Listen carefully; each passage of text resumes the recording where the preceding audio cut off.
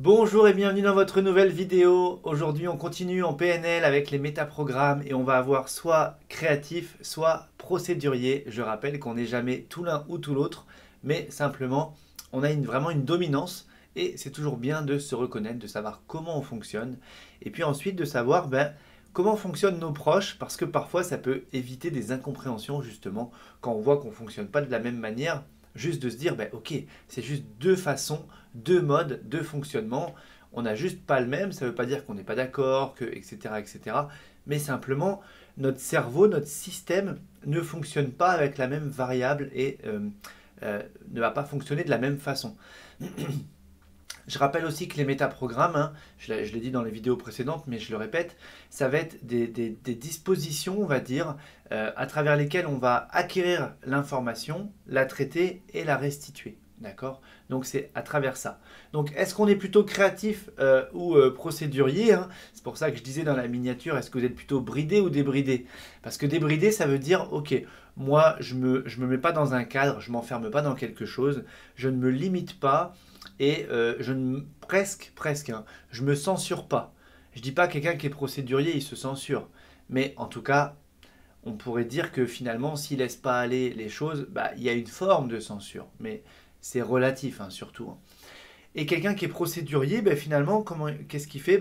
Il va suivre le plan. Et vraiment, que ce soit en cuisine, à la maison, ça va être je vais suivre la recette. Au travail, il y a des protocoles. Dans la vie quotidienne, dans la vie sociale, il y a les codes sociaux, etc. Et en fait, tout va être très, très, très procédurier. Alors parfois, euh, je dirais que un peu dans les deux cas, mais il y a du bon dans les deux de toute façon. Parfois, c'est bien d'être procédurier, c'est bien d'être méthodique, d'être rigoureux, d'être méticuleux et tac, tac, tac, d'avancer. Et parfois, trop de méthode, on va dire, tue la méthode. Et c'est bien de se laisser aller à ce qu'on pense, à ce qu'on ressent surtout. Je dirais même surtout ce qu'on ressent. Puisque dans le quotidien, si vous commencez à écouter ce que vous ressentez, vous allez vous apercevoir que il se passe autre chose.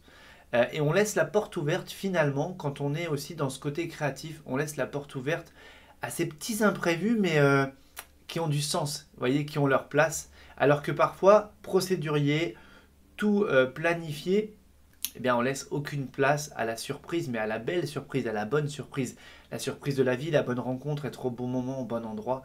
Quand on est trop procédurier, on pourrait s'empêcher de vivre ces moments-là, en tout cas, hein. Comment je pourrais vous dire autrement? En tout cas, il n'y en a pas un qui est meilleur que l'autre, mais je pense que chacun doit être à propos.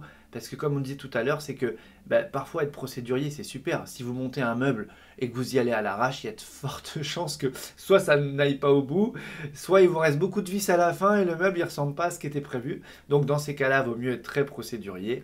Et puis parfois, je sais pas moi, quand il faut choisir quelque chose, choisir un cadeau pour quelqu'un, comment vous allez l'emballer, qu'est-ce que vous allez faire, etc. Et bien là, sortez des codes et laissez-vous aller en fait. Et soyez créatif.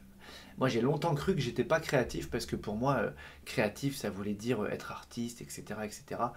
Et je l'ai rapproché du mot inventif.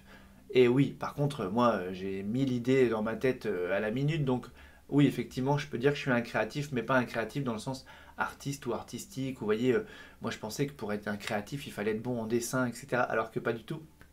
En tout cas, je suis pas bon en dessin, mais par contre, mon cerveau crée des choses. Et en fait, parfois c'est bien, et parfois il faut faire attention.